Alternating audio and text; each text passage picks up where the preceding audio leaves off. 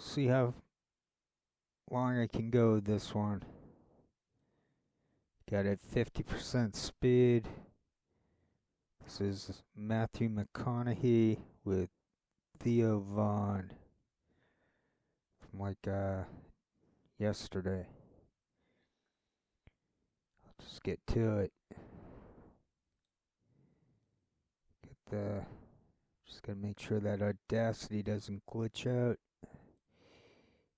So keep an eye on it. Here we go. Try to get all my coughing out of the way now first. Not do that. Okay.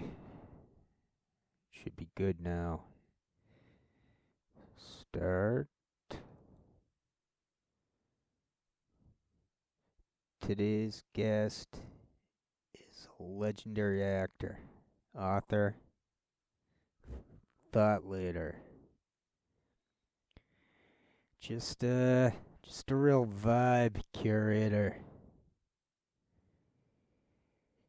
He has a new book out called Poems and Prayers. We had a great time down here in Austin, getting to know each other. Today's guest is Mr. Matthew McConaghy. Some intro shit going on. Oh, he interviewed Affleck, Chalamet. My theory is they gotta get arrested to end up doing this type of shit show. Where it's fucking AI scripted, stupid shit. This past weekend with Theo Von. So glad to be here. Yeah. Thank you so much, Matthew. Nice to meet you, man. You too, bud. Where are you from? I'm from Louisiana. Which part? I'm from Covington, Louisiana. Down there about 40 miles north of New Orleans. Okay. I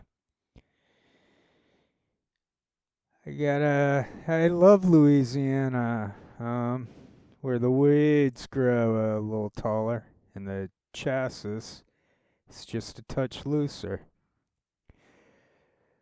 But my family, my dad's mother, the Millens, had a school in Morgan City. So we go to Morgan City every year for the Shrimp Festival. My dad grew up later, lived at City Park outside of New Orleans. And my best friend, who since passed away, was from Zachary, Louisiana. And I was raised in East Texas, so that Louisiana humidity bleeds over a little bit over the border there, you know.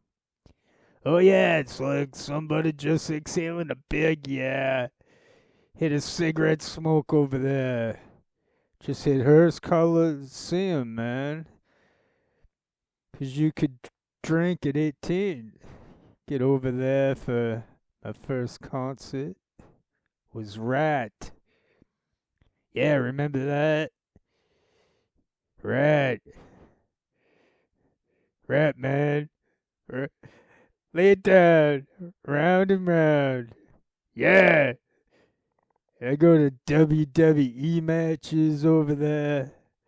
Bro, you're in the best place for wrestling. Yeah, I got kicked out of Hearst Coliseum twice. You got kicked out of it 2 times? 2 times, which is tough to do. Yeah. But if you spit a loogie on King Kong Bundy when he's coming to the ring, yes,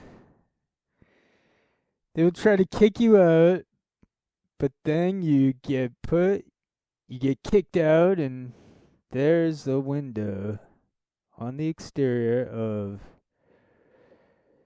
here that goes to one of the bathrooms from which I snuck back in. And then I had a bag of rotten tomatoes. Okay, I pause that. I'm gonna hook it up to 75% because these guys talk at a slower, at a more normal speed, I think.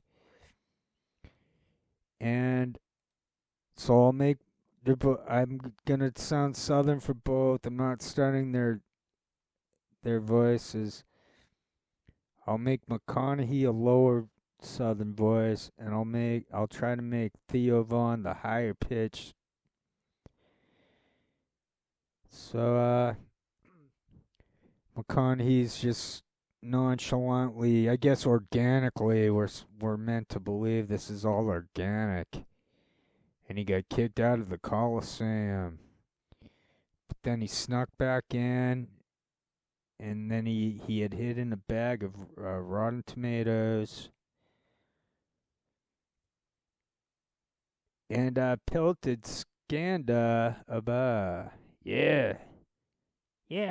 from the stands and got kicked out of the awesome, dude.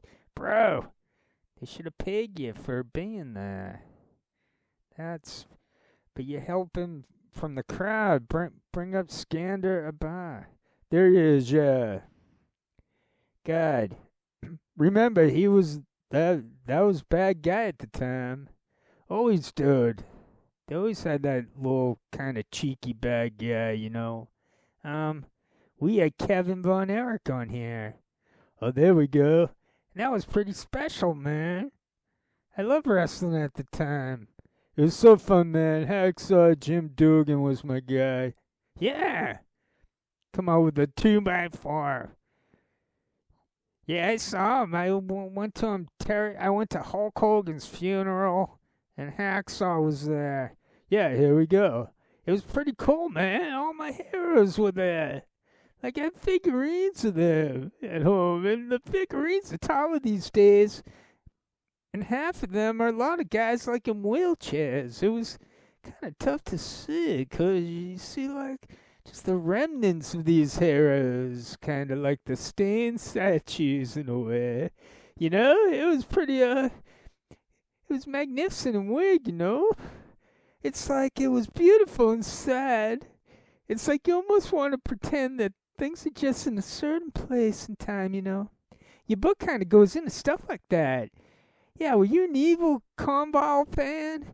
If I didn't get into him too much. We'd see him. I think I saw him do one jump, but that might have been just touch. Before it was like, I got into it because my brother turned me on to my older brother Pat. Anyway, he's just thinking about, you know, fallen heroes and icons that, you know, I got to know him later in his life when evil, yeah. Got to know him pretty good, doggone well, man. I was trying to, you know, there's a little story out there to be told on him, a movie to be made. I was around it and developing it for 25 years, and, yeah, there we are. Spoke at his funeral, Evel Knievel. No way, that's so cool, yeah. What kind of guy was he? Oh, man, you know, he did not. People, the misconception are like he had a death wish. He didn't have a death wish. He had a life wish, dude. He was, as he said, he needed a jump because he needed a sweat in his boots. It was almost like, I think when he got on the bike and put his hands on the handlebar, I think his pulse went down. Meaning, you know, there's certain boxes that get the shit beat out of them, and they're like, dude, you're taking 4 fights there, it's too many. And they like tell you, no, I have to. My life outside when I don't have to train or get ready for fight. It's tough on me. It's too scary. Yeah, look, too fat. This is too fast now. Sorry, I gotta hit pause. All right. So definitely, these shows are meant to be going in about the 60% speed mark, in my opinion.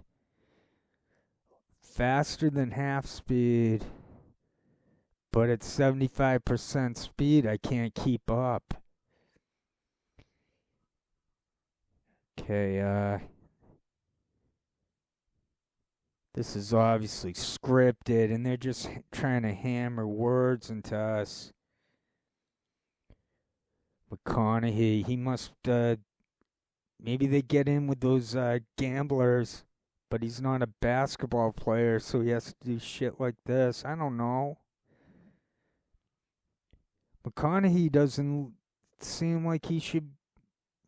I'm not paying attention to him. I know Bono looked like a total wreck. I know a lot of them look really down and out. Carrot Top, Jim Lampley, it was miserable, a lot of those Rogan guests. Alright, I'm going to try a little more of this, even though I'm finding it boring. I wasn't into that wrestling at all. So even if it was entertaining as scripted, I don't know who they're talking about. I know one of the wrestlers, he didn't look too big or anything, so they're mocking that guy. They said back then there had to be I don't know, some opponent like that. To me, this is so boring.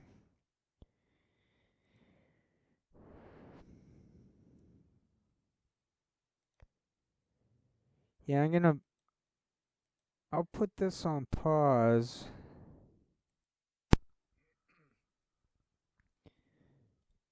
Okay, I'm going for Candace Owens. There's an S at the end of her name.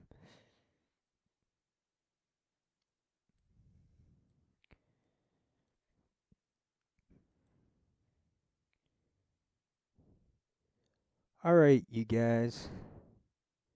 I know that I say that every episode is going to be explosive. But the lies and the intentional misrepresentations that are being delivered by Turning Point USA and their affiliates, they are really reaching a fever pitch, because we can confirm that Brian Harpole lied badly to Sean Ryan.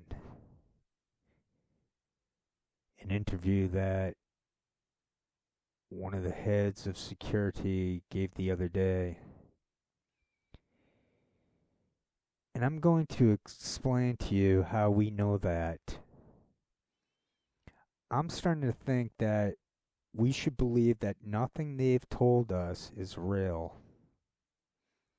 Plus, I don't think we can reasonably ignore that odd French company in Delaware, now that our source proved to us that it certainly wasn't established to provide any maintenance to those Egyptian planes.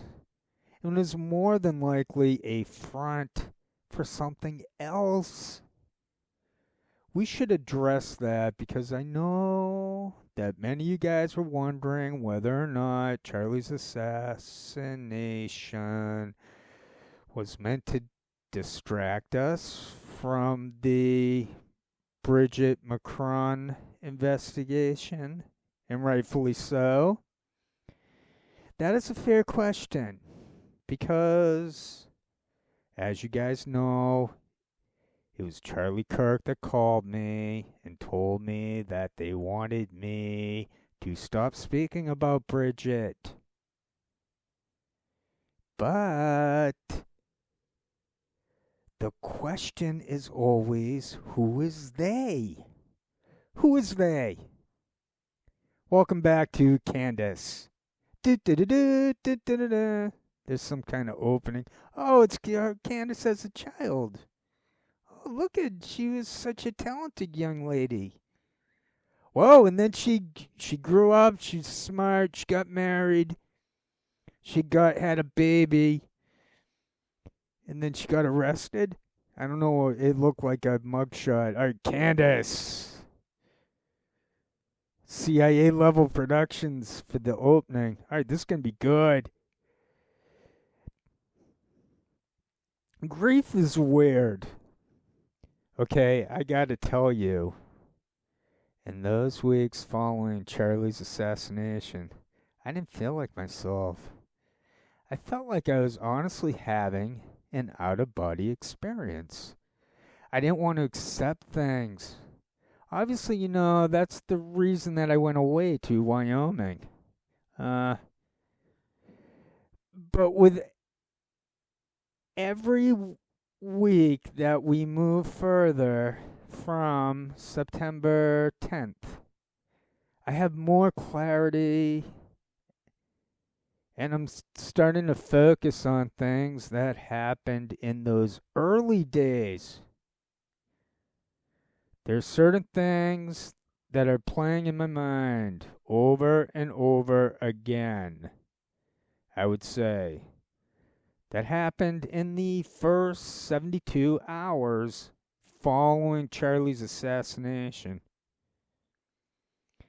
I was in a state of trauma, and not for a single second during that state of trauma did I believe that Turning Point USA would later be involved in what seems like a cover-up, right? It seems like if you have to lie ever, it's because you're covering up the truth. Duh! And like I said, my initial sense was that all of us would come together and try to figure out who did this, because the Tyler Robinson story wasn't making any sense. Well, I want to tell you guys this. There's another phone call that I had with Andrew Covette where I was crying on the phone with him. I mean, I'm talking maybe 72 hours max after Charlie was killed. And he was also upset on the phone. But he said something, and it's hidden differently the more that I think about it. He said, and I quote, "Candace, it was supposed to be you. It was supposed to be you." Now, at the time, I dismissed this as some sort of bargaining, right? That's an actual stage of grief. You do bargain. You wish that it was this person. You could trade it. Maybe you wish that it was yourself. And to be honest, I did go through that phase of bargaining with Charlie. Like, why didn't it happen to somebody else? This is a good person, who had his whole life ahead of him.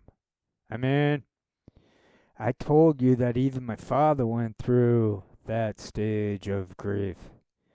My father was like this. Makes me feel terrible, because Charlie has lived his life so admirably, and like, I've had so many chances in life,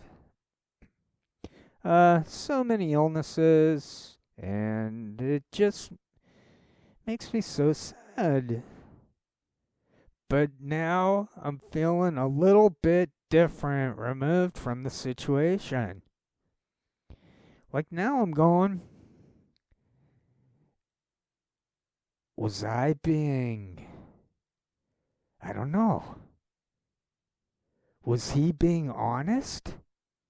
Was Andrew being honest? Was Andrew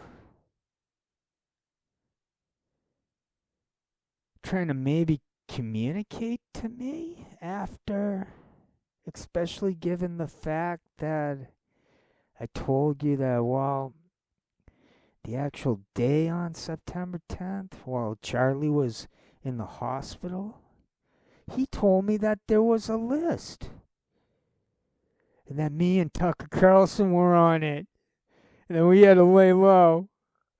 But he never told me who told him that. I never got a call from the feds telling me that. So I feel like these questions I have now are quite valid. Andrew, by the way, was not the only person who called me on that day and reached out to my family on that day with this warning. Immediately cautioning me and Tucker to keep our mouths shut, telling us that we should lay low because there was a quote-unquote list going around. Another person was a very well-known woman who happens to be married to a CIA contractor. Same exact message. You and Tucker Carlson. But, of course, we cannot tell you who we are getting this information from.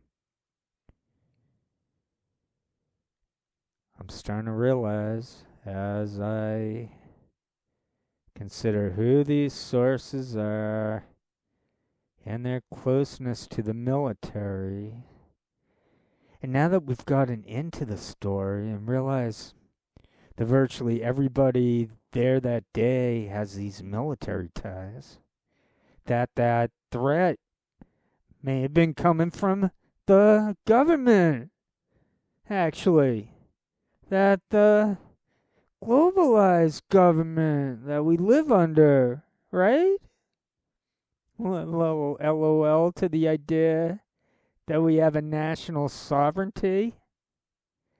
May have wanted me to, and Tucker, to watch our friend die. And then that global gang wanted us to know that you will be next if you don't shut up. Like, really, it was supposed to be you. And this new saddest angle is not something that seems subtle to me when I consider that it was Charlie that called me. It was Charlie that said that they want me to stop speaking about Bridget. And now I consider status, which according to our source, our well-placed source, is a front right. Suddenly this French company comes in and purchases, leases a hangar for only 2 years, okay? And immediately this becomes a location where our Egyptian military plane is going to land in Wilmington, Delaware, not to at service. We know there was no maintenance happening because there was this lack of a lease since 2021. All of this now feels really interesting. Very interesting. And don't forget that that same court, that same source claimed that after our Egyptian plane tail number SUBTT landed into this federally monitored hangar, that a foreign dignitary was then discreetly moved to 920 King Street, which we've learned and confirmed houses the DEA, the FBI, and the Secret Service. Quite rare, right? Quite rare. The Department of Justice to be coming together with the DH. I mean, that's weird. So what does France have to do with it, right? What does Tucker Carlson have to do with it? Rationally, when I begin to create a timeline of when my life took a very different turn, it is because I began prodding the narrative on Israel at the exact same time that I began looking into the Bridget McConaghy story. That was in March of 2024. It was on March 13th, 2024, that I did the very first ever episode on Bridget McConaghy, right? And then, wham! I'm fired within 10 days. It's a pretty quick turnaround. Charlie, of course, was a staunch defender of mine. Immediately when I got fired, publicly and privately, he held my back, and then suddenly donors start to squeeze him and tell him that I can no longer hit the stage at Turning Point's Amfest. They want me gone from the Turning Point roster. Right. I bring my new independent show back in June. And the timeline actually, when I start to put these things together, is interesting. So we're going to bring that up here because I like timelines. It makes things neat, right? So we are in 2024, right? March 13th, I do that first episode regarding Bridget McConaghy. March 19th, just 6 days later, I'm fired from Daily Wire. I thought it was 10. It's actually 6 days later, I get fired from a Daily Wire. Then in mid-November, I begin communicating with Xavier Bouchard regarding the potential to interview him during an upcoming trip to London. Xavier Bouchard is a person who wrote the Becoming Bridget book. He's never been sued for defamation, and I was only going to interview him one time because he had never been on camera. I thought that would be a great get, and I still believe that. Bridget McConaghy was born a man named John Michel Trugneau. Suddenly, on December 3rd, before I interview him, I receive the first ever cease and desist letter from Bridget McConaghy, and her lawyers. And the funny thing is, I didn't receive it. They sent it to a really strange inbox that was not monitored, right? This is on December 3rd. You can see, please see attached the time-sensitive legal correspondence sent on behalf of our clients, President Emmanuel Macron and Brigitte Macron. We urge you to provide this correspondence to legal counsel promptly. They sent it to the club. They sent it to the club Candace info. It was totally a random box sent it to. So we didn't get it. We go back to our timeline. That's December 3rd.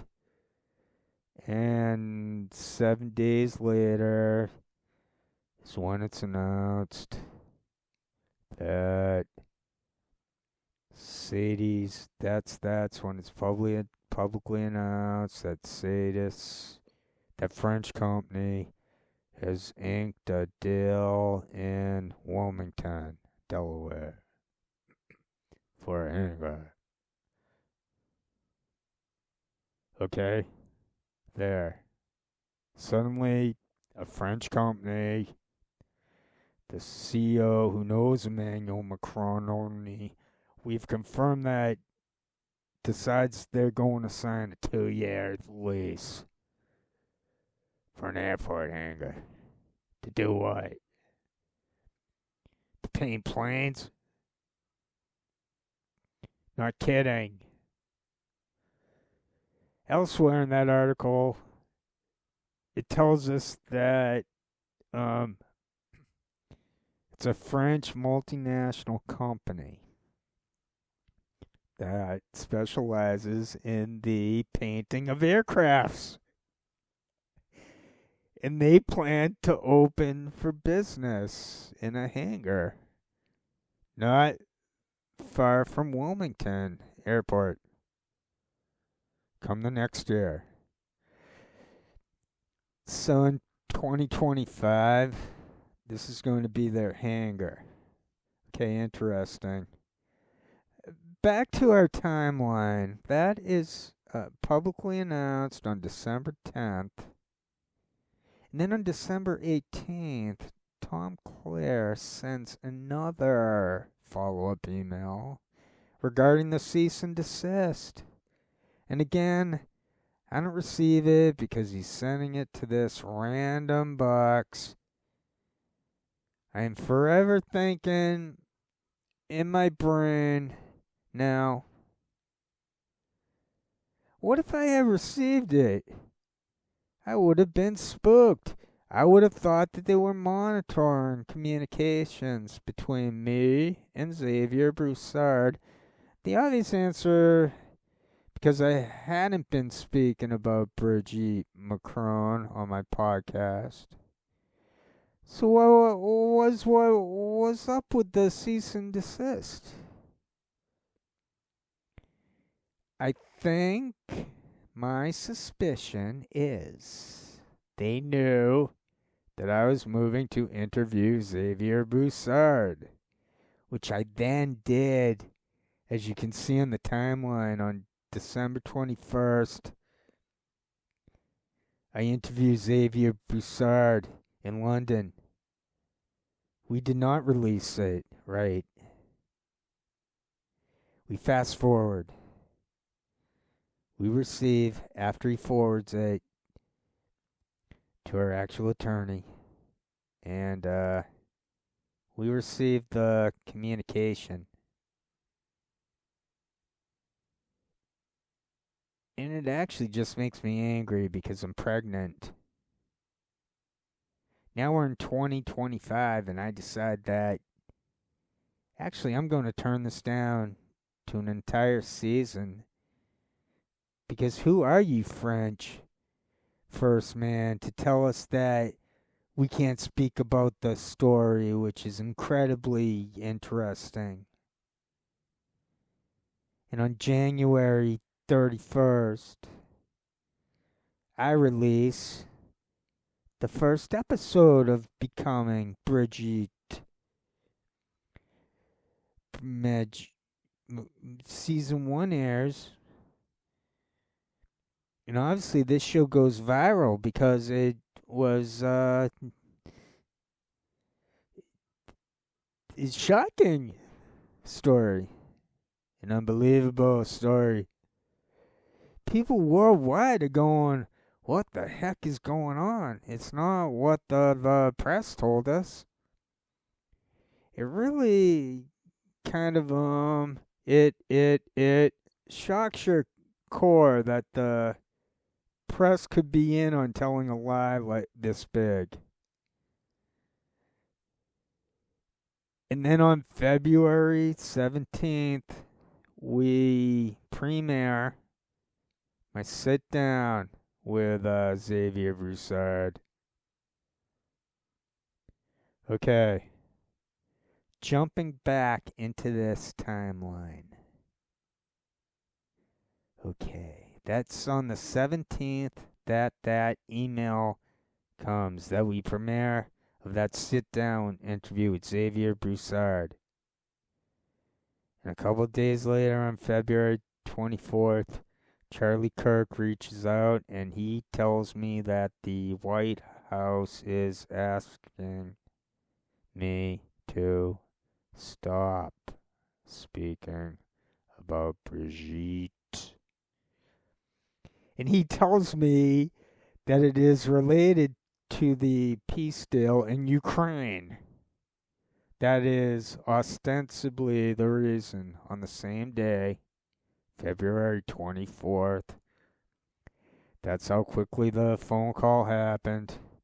This is the day that Donald Trump meets with Emmanuel Macron.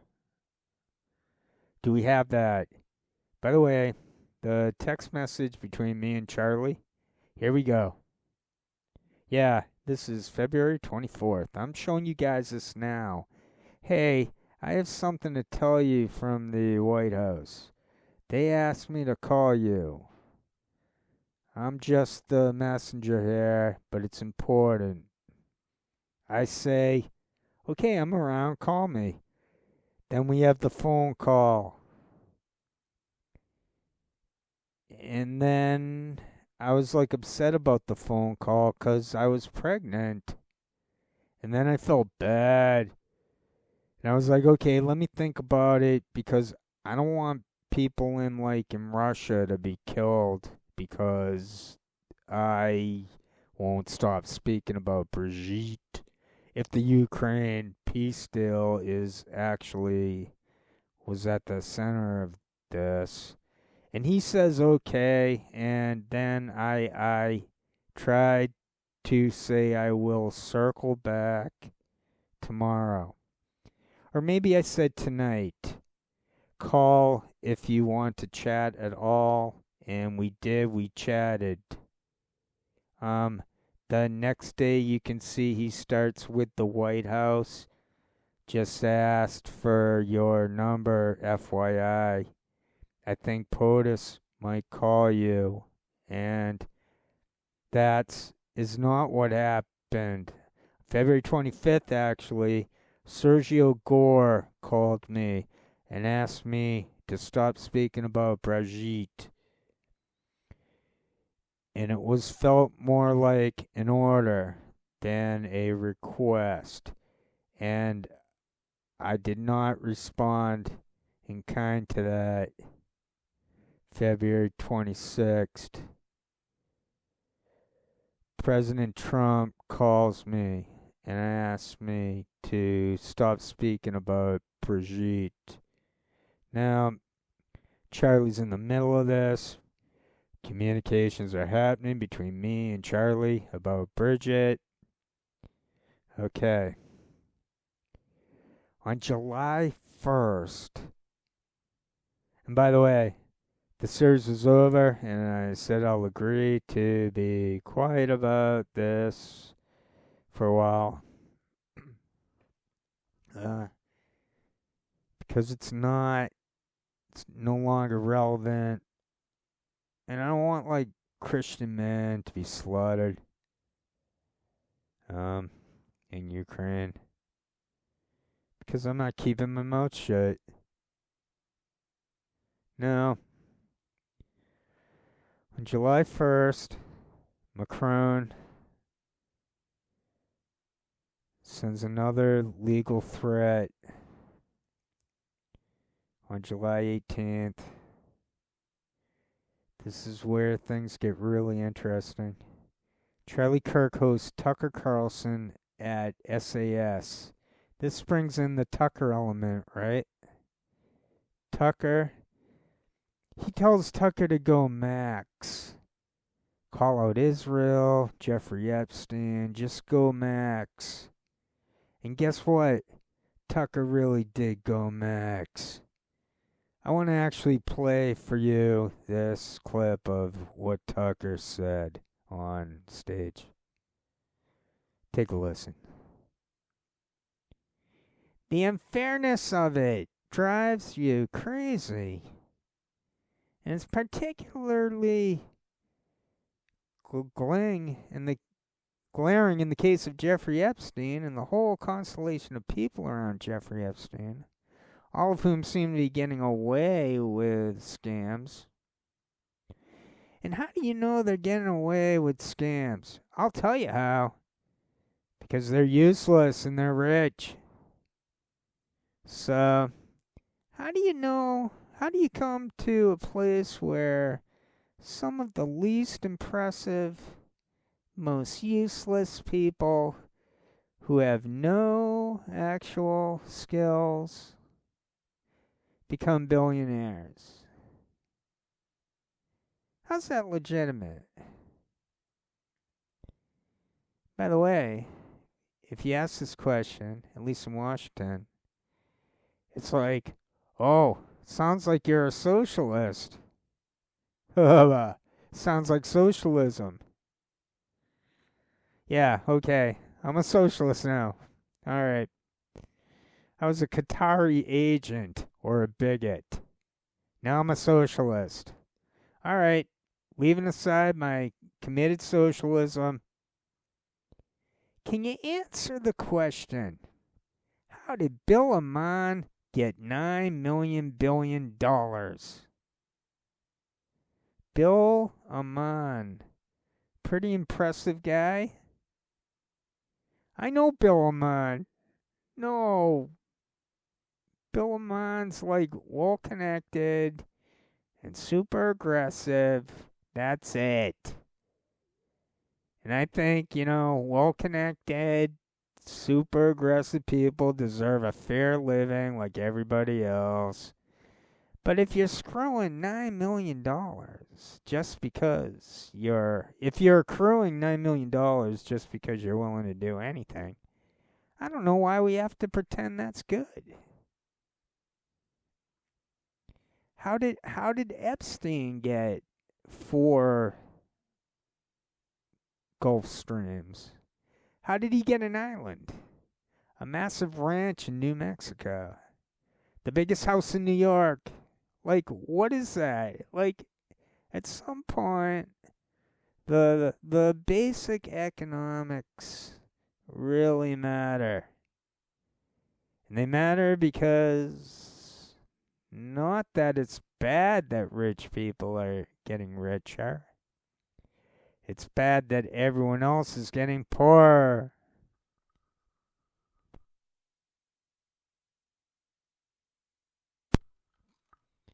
Okay, I'm gonna end that. That'll be the end of the today's audiobook.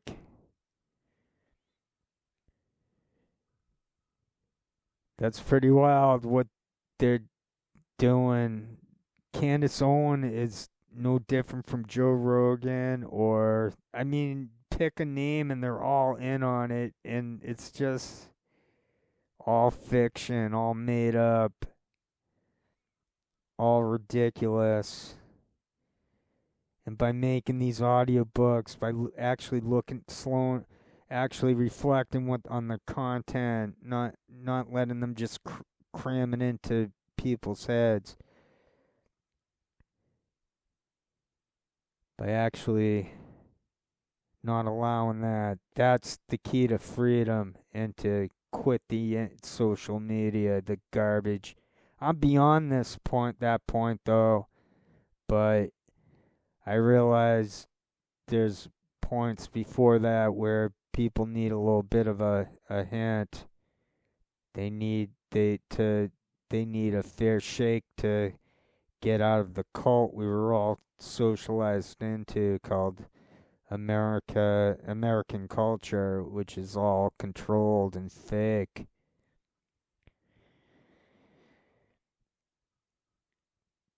There's a whole world without the bad people, and that's where the reality is.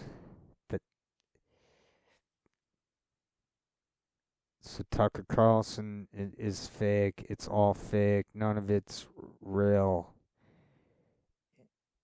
There's not even a point in trying to I know there's really no point. I'm just I guess I'm in an eccentric form of Krishnamurti and Bohm talking about meaning of life and how it seems like even trying to be to dialogue without a script and to be oneself, that it's impossible, that it might not it doesn't, that it's probably not going to work. They said it was the right thing to do. So it seems like trying to show some hope here is the best I can do. And I'm never say never, so maybe I'll make more audiobooks, but also this might be it though. I just don't know because it's so fake. Now I'm reciting AI. The audiobooks are AI. So if I keep doing this, all I'm doing is reciting AI. I'd rather make an audiobook of a real book if I was to try to pull off this sort of thing. That's probably where I'll try to motivate myself next if I continue on internet, to stop highlighting how they're scripted, because I proved it in they rig the traffic. They don't allow it to go viral. They don't allow the internet to be fair. It's never going to get better. It's not going to get better unless it's turned into public utilities, things like that, where like it's seized, and that we don't get some fake consolation prize of controlled opposition.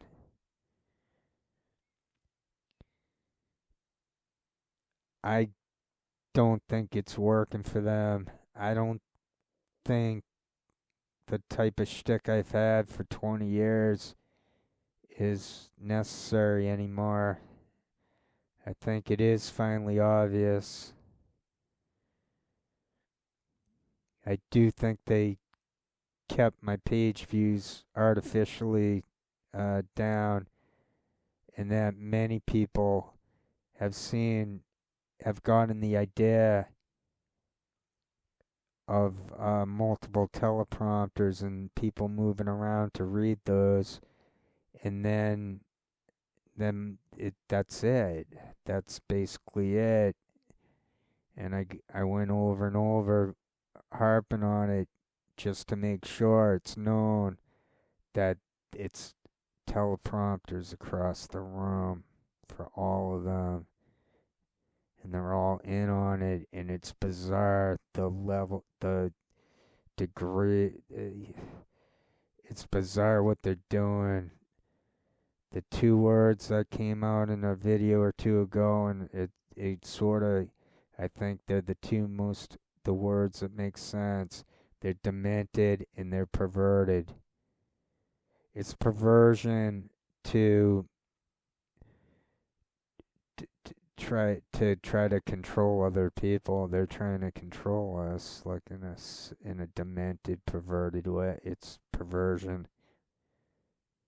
Candace Owens is some type of criminal who she, just like all of them, they committed a crime and got coerced into being a shell.